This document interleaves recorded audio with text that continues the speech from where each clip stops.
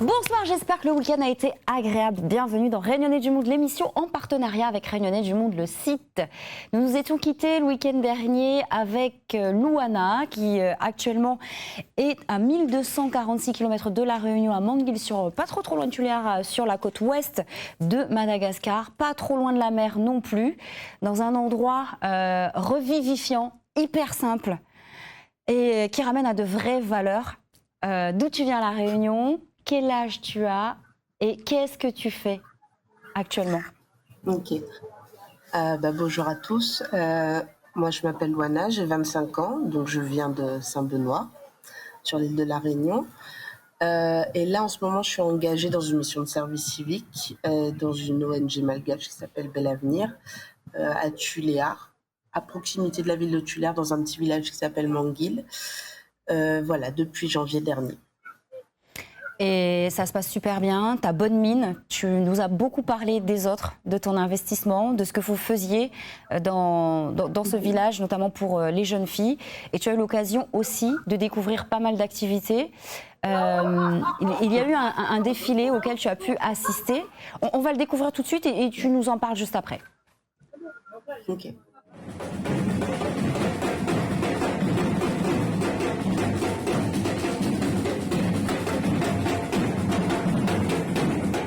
C'était à quelle occasion ?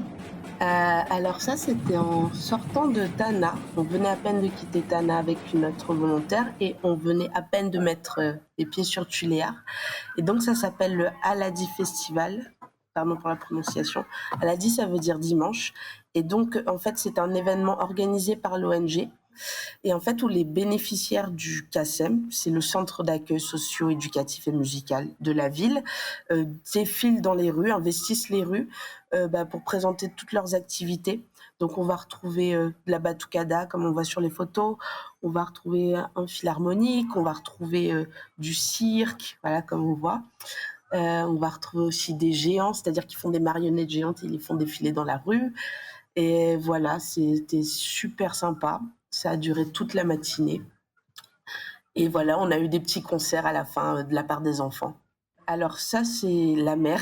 En fait, cette photo, elle est un peu trompeuse parce que c'est pas parce qu'il vient de pleuvoir, c'est juste pour pouvoir accéder à un autre bateau. En fait, un camion va chercher les gens qui vont monter sur le bateau. Enfin, un tracteur va chercher les gens grâce à ce dispositif-là. Et là, du coup, il roule juste sur la mer, c'est tout, parce qu'on est à marée basse. Ça va alors. Il y a la mer, il y a le sable aussi, il y a une partie de désert où on retrouve beaucoup de sable. C'est où? Ouais. C'est au niveau, enfin, il y a quelques dunes. On s'imagine pas ce genre de paysage en fait quand on pense à Madagascar.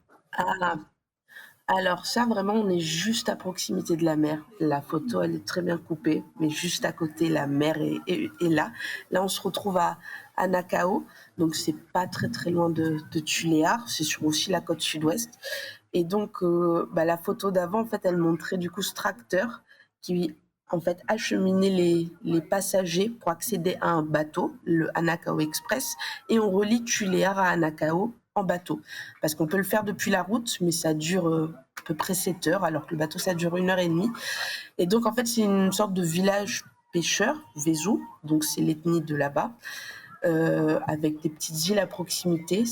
C'est une sorte de station balnéaire avec vraiment des paysages que de plages. On va retrouver un lagon avec une eau turquoise et voilà, les petites îles aux alentours. Notamment Nocivé, qui est une toute petite île qui n'est pas du tout habitée, mais avec de nombreuses espèces d'oiseaux. Et donc là, sur la photo, là, c'est le parc d'Issalou. Ça, c'est sur la RN7. C'est un parc national qui est protégé. Donc lui, il est situé plus en pays Bara. Voilà, c'est un peuple semi-nomade assez connu.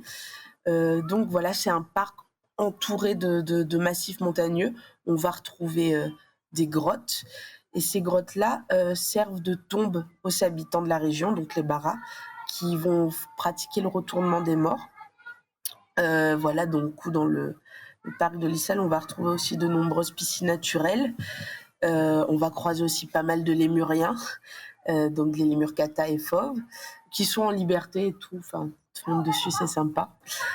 Et là, voilà, du coup, là, c'est une tombe touristique pour expliquer comment ça se passe, du coup, le retournement des morts.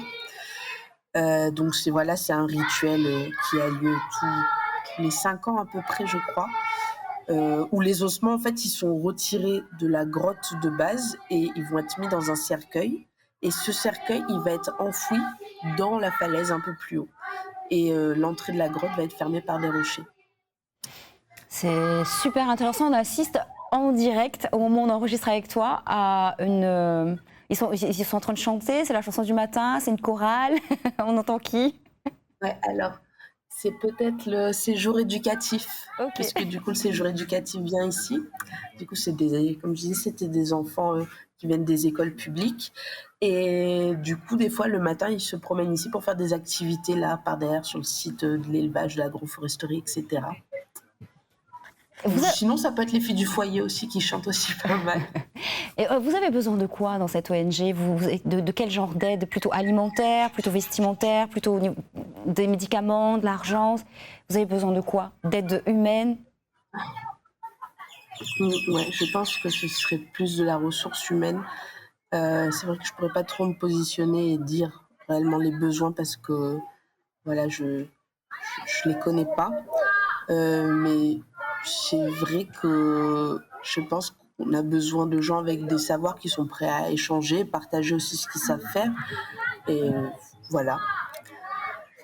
Ça, c'est pour enfin voilà. Sur la photo, on est en train de voir de la fabrication de l'alcool, du coq à l'âne. Et ça, c'est le Tokagassi. C'est vraiment un alcool malgache local et artisanal. C'est une espèce de torboyau méga fort fabriqué en brousse à partir de canne à sucre. Un alcool pur à peu près à 75 degrés. Ça nettoie les intestins. Ouais, c'est ça. Effectivement, dans cette émission, on voyage et les photos ne sont pas forcément liées entre elles. Là, par exemple, ce que je te propose, c'est de commenter cette photo sur une route où on voit quand même des gens heureux. Nous, on a l'impression, avec notre regard d'occidentaux, que ah oui, c'est un peu la misère, mais pas du tout. On a des gens profondément heureux. Peut-être en bonne santé aussi, qui ont un savoir-faire et qui savent se débrouiller dans n'importe quelle situation. Oui. Après, ça reste quand même un pays très très pauvre. C'est pas parce qu'ils affichent une façade heureux que c'est facile pour tous les jours. Mais c'est vrai qu'il y a quand même quelques particularités qu'on peut retrouver aussi à La Réunion, je trouve, au niveau de la culture. C'est que voilà, il y a un fort sentiment communautaire et d'entraide régi un peu par les liens familiaux. C'est vrai que les gens, ils ont pas tendance à bouger énormément, à se déplacer pour le travail, etc. Du coup, souvent, ils vont rester dans le lieu où ils ont grandi. Et en fait, ça forge un peu ces liens. Et c'est pour ça que on peut assister à des situations comme quand tu rentres dans le taxi brousse, les gens, ils se connaissent pas forcément. Mais par contre, vraiment, au bout de 10 minutes, ça va commencer à parler, mais comme s'ils étaient... Enfin voilà, ils se connaissaient depuis l'enfance. Ils vont s'entraider pour porter les affaires, les choses comme ça. Et voilà, ça, c'est assez merveilleux. Le contact humain est facilité, naturel, juste le temps d'observation et d'adaptation. Et puis vous aussi, vous créez, grâce à des concerts, par exemple, des possibilités de s'évader un peu et d'avoir accès à la culture. Alors, par exemple, à Tullère, il y a l'Alliance française. C'est là où on va régulièrement, du coup, avec d'autres volontaires VASA.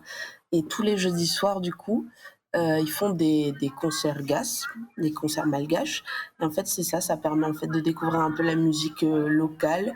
Enfin, il est chouette un peu ce lieu, puisqu'en fait, ça permet un peu la fusion de la culture française, apprendre la culture française aux locaux et aux gens qui viennent d'ailleurs, qui passent par là, de découvrir la culture GAS, par les concerts, par les échanges qu'il y a, parce que du coup, tu parles avec les artistes. Enfin voilà, c'est assez intime l'endroit, c'est assez chouette. Et la nourriture aussi. On va en parler dans un instant. D'abord, on garde un extrait de concert et juste après, on parle de la nourriture.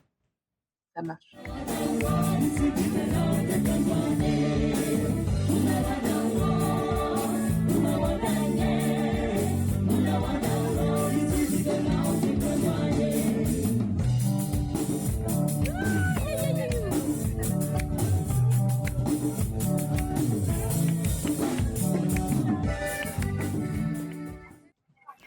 ça nous a mis dans le bon mood, ça y est, on est imprégné, on est dans la culture, tout va bien, on est à l'intérieur même d'une gargote. Tu nous expliques, t'étais où? T'étais avec qui? Alors ça, du coup, ça c'est une vidéo de l'Alliance française. Et en fait, les gens avec qui j'étais, du coup, c'est d'autres volontaires qui soit font partie de l'ONG, soit, enfin, voilà, soit qui sont ailleurs. Et là, du coup, sur cette photo, là, je suis du coup dans une gargote. Et les gargotes, en fait, c'est des petits restaurants locaux où vraiment tu peux manger pour 100 000 arrières. Ça fait à peu près 1 euro. Donc c'est tout petit à l'intérieur. Il n'y a pas de stockage pour les denrées alimentaires, il n'y a pas de frigo. Donc en général, les gens le matin, ils vont faire les courses au marché et ils ramènent pour cuisiner le midi. Donc voilà, c'est vraiment très basique. On va retrouver juste quelques sièges et une table. Et en général, tu vas retrouver du composé ou des brochettes et parfois aussi des beignets. Du coup, tout ce qui dit moufgas, moufbol, etc. Moufou, en fait, ça veut dire pain en malgache. Et ils ont plein de manières de le préparer à partir de riz, à partir de farine, etc. Et c'est vraiment incroyable. Comme ce qu'on voit là, Alors, cafard au rhum, c'est incroyable ça aussi. Ouais. Ouais, non mais ouais, vrai de vrai? Ils ont mis des c'est cafards dans du rhum? dégueulasse. Non. Non, en fait, c'était au moment où on est arrivé à Tana, on était dans une espèce de auberge de jeunesse où pas mal de volontaires passent. Et je pense que quelqu'un a dû faire une expérimentation à un moment. Et voilà, et cette bouteille, elle est là depuis des années et des années. Et il n'y a que les plus courageux qui se tentent à goûter. Très bien. Qu'est-ce qu'on a? C'est du piment? Non, alors ça, je crois. Alors, soit c'est des petites crevettes, ou soit c'est des criquets ou des choses comme ça. J'ai pas vu énormément d'insectes sur la route. C'est pas super répandu. Ouais. Mais sinon, en tout cas, en fait, quand tu es sur la RN7, quand tu es en taxi brousse et tout, souvent quand tu vas t'arrêter pour les pauses pipi, il y a plein de gens aux alentours qui vont s'arrêter à côté de toi avec justement des bols où ils vont te proposer de la nourriture pour vendre des beignets, des gâteaux, des brochettes. Enfin, c'est super bien. Voilà, tu peux manger Ça, du poisson c'était dans un frais aussi, restaurant. Ah ouais. parce que Ah tu es ouais. près de la Le mer. matin, midi et soir, le poisson. Oui, oui, parce que vraiment, là, je suis à proximité de la côte. Donc, en vrai, en sortant du travail, en général, c'est les horaires de marché. Et donc, le poisson, il est vraiment, vraiment pas cher. Par exemple, tu peux te trouver des gros morceaux de poisson comme ça, tu vois, mais pour 1 euro ou 2 euros. Enfin, c'est incroyable, c'est super bon. Effectivement, c'est toute une culture à laquelle il faut s'adapter parce que ça reste quand même assez différent de ce qu'on peut vivre, nous, à La Réunion. Mais c'est ça aussi. Ça sert à ça. Est-ce que tu as un message à faire passer aux Réunionnais par rapport à l'expérience que tu vis? Qu'est-ce que ça t'apporte? Qu'est-ce que tu as envie de partager? Alors, je peux contacter et faire un coucou aux gens qui hésitent à s'engager dans une mission de service civique, puisque là, du coup, je vis l'expérience et je me sens un peu plus à même d'en parler. C'est vrai que c'est un dispositif qui n'est pas super connu, encore reconnu à La Réunion, mais en fait, c'est fou, c'est vraiment une chance incroyable de partir, j'allais dire aussi loin, mais c'est pas si loin que ça, Madagascar. Enfin, voilà, dans un pays étranger, tout en étant accompagné comme ça. Et c'est vrai que je comprends que ça puisse faire peur parce que c'est vrai que ça bouscule les habitudes. Enfin voilà, il y a un choc culturel quand même. Mais voilà, ça fait partie de l'expérience du voyage. C'est sur une période d'acclimatation, comme tout. Mais après, au bout d'un moment, voilà, c'est que du bonheur et c'est trop bien. Enfin, on en sort grandi d'une expérience comme ça. Et enfin voilà, vraiment, je fais que recommander. Et vraiment, j'encourage les gens qui hésitent ou qui savent pas trop quoi faire à un moment donné de leur vie, qui ont moins de 25 ans, voilà, de foncer, quoi. En tout cas, c'est ce que tu dégages, la sérénité et la paix. On sent que tu es heureuse d'être là où tu es. Je te fais d'énormes bisous. Merci beaucoup d'avoir été avec nous, Louana. Et je te souhaite le meilleur et une très très belle aventure à toi. Humaine, évidemment. Ça marche. Merci beaucoup. À très Bye vite. bye. À vous aussi, je vous dis au revoir et avec grand plaisir. Je vous retrouve très très vite dans Réunionnais du Monde, l'émission. Bye bye.